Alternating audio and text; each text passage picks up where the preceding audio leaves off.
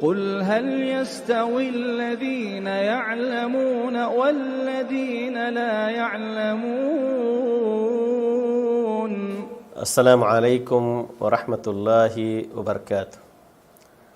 الحمد للہ والصلاة والسلام علی رسول اللہ، اما بعد۔ آج فقہ کا 8واں درس ہے۔ الحمدللہ دھیرے دھیرے اس فقہ کے کورس کو مکمل ہم لوگ کر رہے ہیں دھیرے دھیرے۔ 8واں درس ہے، اس کے بعد 4 اور درس ہوں گے۔ ہر لیول میں آپ کے لیے فقہ کے 12 اور اسی طریقے سے توحید کے 12 ویڈیوز رہیں گے۔ اس کو آپ سن کر کے اس کے جو پوائنٹس ہیں اس کو لکھ کر کے، اور ساتھ میں یہ کورس کی کتاب بھی آپ کو سینڈ کی جائے گی، اس کو پڑھ کر کے آپ ایگزام دے سکتے ہیں اور ہمارے آفس کی طرف سے سرٹیفکیٹ بھی حاصل کر سکتے ہیں۔ تو آئیے دیکھتے ہیں کہ آج کا جو ہمارا 8واں درس ہے فقہ کا، اس کے اندر ہمارے لیے کون سی ایسی نئی چیزیں ہیں جس کو جاننا ضروری ہے۔ ہمارا موضوع چل رہا ہے اس وقت، پچھلے درس سے پہلے اور آج کے درس میں بھی، کہ وضو کے تعلق سے ہم بہت ساری چیزیں سیکھ رہے ہیں۔ پچھلے درس میں ہم نے وضو کی شرطیں سیکھی تھیں کہ وضو کے اندر کن چیزوں کا پایا جانا شرط ہے، ایسے ہی کہ وضو کے فرائض ہم نے جانا تھا۔ آج کے درس میں ہم جاننے کی کوشش کریں گے کہ وضو کے اندر کون سی ایسی چیزیں ہیں جو سنت ہیں۔ قبل اس کے کہ ہم وضو کی سنتوں کو جانیں، آئیے دیکھتے ہیں کہ سنت کسے کہتے ہیں۔ سنہ یا سنت جب ہم سنتے ہیں تو ہمیں یہ پتہ چلتا ہے، لغت میں سنت کے معنی عادت کے بھی ہیں، اور سنت کا اطلاق بدعت کے مقابلے میں بھی ہوتا ہے۔ محدثین کے یہاں سنت کا مفہوم کچھ اور ہے، لیکن فقہا کے نزدیک سنت کا ایک الگ مفہوم ہے۔ فقہا کے نزدیک جو سنت ہے وہ ہمارے لیے جاننا ضروری ہے، کیونکہ یہ فقہ کا درس ہے تو وہی ہمارے لیے زیادہ اہم ہے۔ کہتے ہیں کہ فقہا بہت ساری تعریفات کرتے ہیں، لیکن ایک تعریف یہ بھی کی جاتی ہے کہ وہ شرعی صفت جو فعل ہمارے لیے مطلوب ہے، طلباً غیر جازم، الصفۃ الشرعیۃ للفعل المطلوب طلباً غیر جازم، یعنی بغیر جازم کے، بغیر فرض کے، بغیر واجب کے کسی شرعی فعل کو مطلوب ہم سے ہو، اس کی ادائیگی مطلوب ہو، بحیث یثاب المرء علی فعلہ، اس طریقے سے کہ اس کے کرنے پر تو ثواب ملے انسان کو، ولا یعاقب علی ترکہ، اور اس کے چھوڑنے پر اسے کوئی سزا نہ ملے۔ تو سنت جسے کرنے والے کو ثواب ملتا ہے لیکن چھوڑنے والے کو کوئی سزا نہیں ہوتی ہے۔ شریعت ہم سے اس کو اس طریقے سے طلب نہیں کرتی کہ واجب یا فرض کے طریقے سے، بلکہ ہمیں ایک طریقے سے ترغیب دیتی ہے کہ ہم اس عمل کو کریں۔ اگر کرتے ہیں تو ہمارے لیے قابل اجر و ثواب ہے، اور اگر نہیں کر پاتے ہیں تو اللہ تعالیٰ ہمارا اس پر مواخذہ نہیں کرتا۔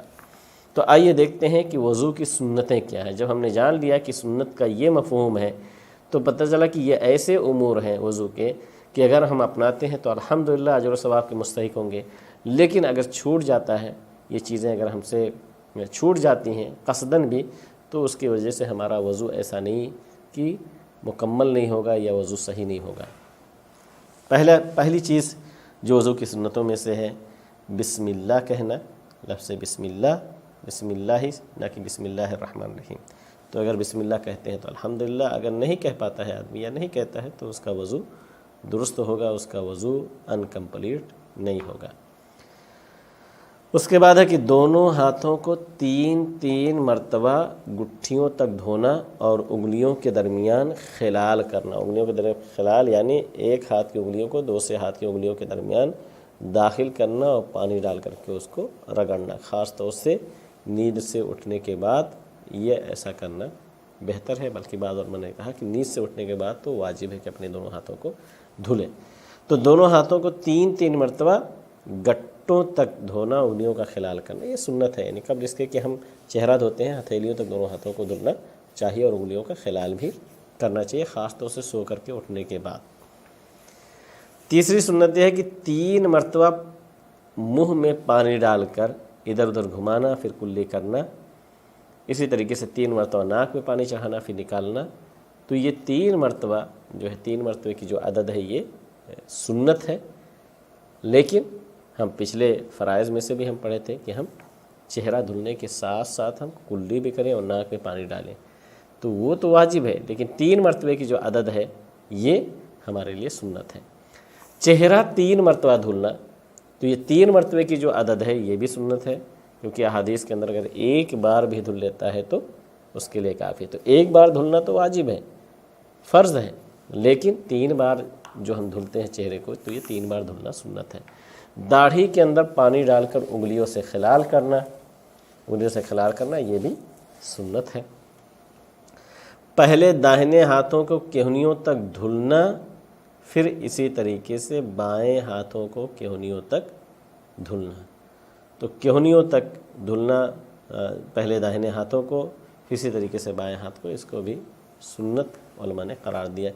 سر کا مسح کرنا، پہلے پیشانی کی طرف پیچھے گدی تک لے جانا، پھر ادھر سے ہاتھ کو آگے کی طرف لانا۔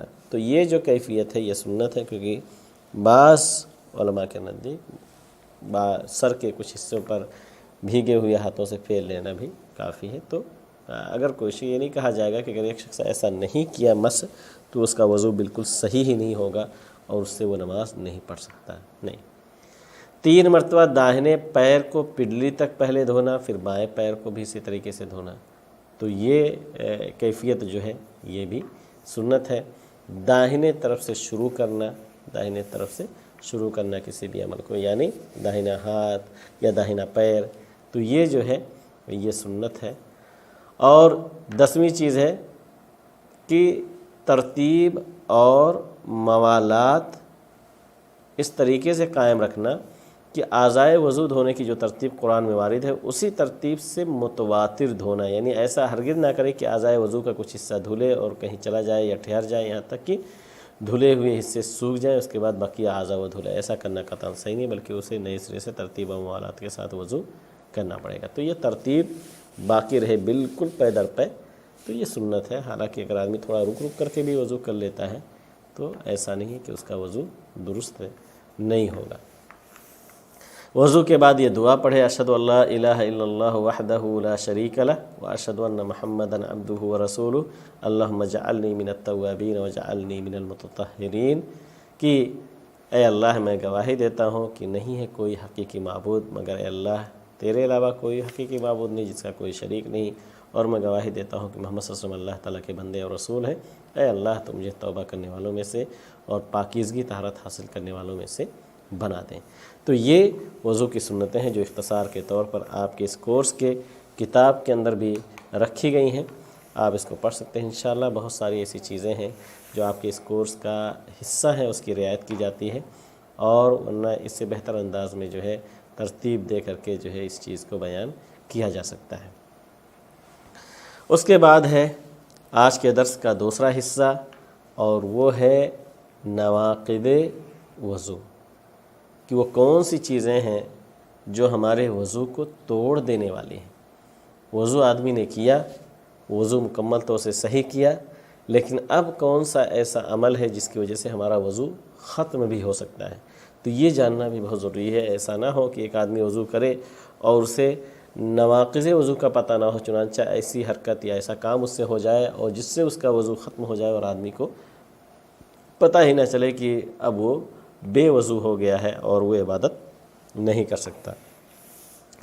نواقض وضو احادیث کی روشنی میں علماء نے اس کو جمع کرنے کی کوشش کیا ہے، اور فقہ کی ہر کتاب کے اندر آپ کو یہ چیز مل سکتی ہے، لیکن اختصار کے طور پر اس کو جمع ہم کر سکتے ہیں کچھ پوائنٹ کے اندر۔ سب سے پہلی چیز جو وضو کو توڑ دینے والی ہے وہ یہ ہے کہ ہر وہ چیز جو آدمی کے قبل یا دبر سے، یعنی شرمگاہ کے دونوں راستوں سے، آگے پیچھے کے راستے سے نکلے، یہ آدمی کے وضو کو توڑ دیتی ہے۔ اب اس میں کئی چیزیں داخل ہو جاتی ہیں، اس میں پیشاب بھی ہے، اس میں پائخانہ بھی ہے، اس میں منی بھی ہے، اسی طریقے سے اس میں حیض بھی ہے، اس میں استحاضہ بھی ہے، یا اسی طریقے سے اور بھی زخم کی وجہ سے کیڑے مکوڑوں کا نکلنا بھی ہے، ہوا خارج ہونا بھی ہے، یہ ساری چیزیں اس کے اندر داخل ہو گئی۔ تو ہر وہ چیز جو دونوں راستوں سے نکلے شرمگاہ کے آگے اور پیچھے حصے سے، وہ آپ کے وضو کو توڑ دیتی ہے۔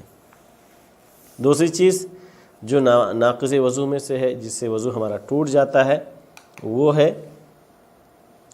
گہری نیند سو جانا۔ گہری نیند سونے سے ہی آپ کا وضو ٹوٹتا ہے، کیونکہ احادیث کے اندر ہے اگر آدمی وضو کرنے کے بعد نماز کے لیے انتظار میں بیٹھا ہے اور اگر ہلکی سی جھپکی آ جاتی ہے تو ایسا نہیں کہ اس کا وضو ٹوٹے گا، بلکہ گہری نیند کے علامات علماء نے، فقہاء نے کتابوں میں بیان کیے ہیں کہ آدمی کے ناک کی آواز کے سرسراہٹ سنائی دے، یا کہ آدمی لیٹ جائے، یا اسی طریقے سے ٹیک لگا کر کے سوئے، جس سے غالب امکان ہے کہ وہ گہری نیند میں چلا گیا ہے۔ تو اگر گہری نیند میں چلا گیا ہے تو پھر اس کا وضو ٹوٹ جائے گا، لیکن اگر صرف جھپکی آئی ہوئی ہے، پلک جھپک رہے ہیں، اس کے بیٹھا ہوا ہے، تو اس کا وضو نہیں ٹوٹے گا۔ صحابہ کرام کے تعلق سے آتا ہے کہ وہ عشاء کی نماز کے لیے جب جاتے تھے نبی کریم صلی اللہ علیہ وسلم کی مسجد نبوی میں، تو وضو کرنے کے بعد بیٹھے رہتے تھے، مسجد میں نماز کے اقامت کا انتظار کرتے رہتے تھے، اور ان کے سر جو ہے نیند کی وجہ سے جھکے رہتے تھے، اور کیونکہ وہ دن بھر بہت ہی محنت اور مشقت کا کام کرتے تھے۔ پھر وہ کہتے ہیں کہ پھر اقامت ہوتی تھی اور ہم نماز پڑھتے تھے، ہم میں سے کوئی اپنے وضو کو دہراتا نہیں تھا۔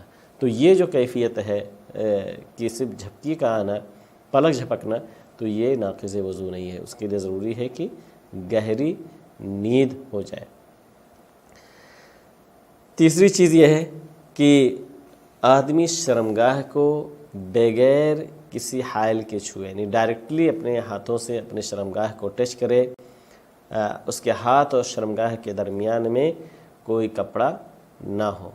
ایسی صورت میں ظاہر سی بات ہے کہ اس کا وضو ٹوٹ جائے گا، یہی صحیح اور راجح قول ہے۔ البتہ کوئی عورت اپنے چھوٹے بچے کو خاص طور سے اس کی شرمگاہ کو چھوتی ہے تو کیا اس کا وضو ٹوٹ جائے گا یا نہیں؟ راجح اور صحیح قول یہ ہے کہ اس کا وضو نہیں ٹوٹے گا، کیونکہ یہ عام بلوہ میں سے ہے، ہر گھر کا مسئلہ تھا، لیکن اس کے تعلق سے ہمارے دین کے اندر کوئی رہنمائی نہیں کی گئی۔ تو اصل جو ہے وہ طہارت ہے، اور وہ ناقض وضو نہیں ہوگا، کیونکہ اگر اس وضو ٹوٹ جاتا تو ہمارے دین کے اندر ضرور اس کے تعلق سے کوئی رہنمائی کی جاتی۔ اس کے بعد آخری نقطہ ہے وضو توڑنے والی چیزوں میں سے، اور وہ ہے کہ اونٹ کے گوشت کو کھانا۔ اونٹ کے گوشت کو کھانا یہ صحیح حدیث ہے، صحیح مسلم کی حدیث ہے۔ جابر بن سمرہ رضی اللہ تعالیٰ عنہ فرماتے ہیں، انہوں نے رسول اللہ صلی اللہ علیہ وسلم سے سوال کیا کہ اے اللہ کے رسول صلی اللہ علیہ وسلم، کیا بکری کا گوشت کھانے کے بعد ہمیں وضو دہرانے کی ضرورت ہے؟ یعنی ہمارا وضو ختم ہو جائے گا، ہم دوبارہ وضو کریں؟ نبی کریم صلی اللہ علیہ وسلم نے فرمایا کہ نہیں، اگر چاہو تو دہراؤ، اگر چاہو تو نہ دہراؤ۔ پھر انہوں نے کہا کہ اے اللہ کے رسول صلی اللہ علیہ وسلم، اونٹ کا گوشت کھانے کے بعد لحم الجزور، اونٹ کا گوشت اگر کھا لیں تو کیا وضو جو ہے اعادے کی ضرورت ہے، یعنی دہرانا اس کا ضروری ہے، واجب ہے؟ اللہ کے رسول صلی اللہ علیہ وسلم نے فرمایا کہ ہاں، وضو آپ کو دہرانا ہی پڑے گا۔ یہ صحیح مسلم کی حدیث ہے۔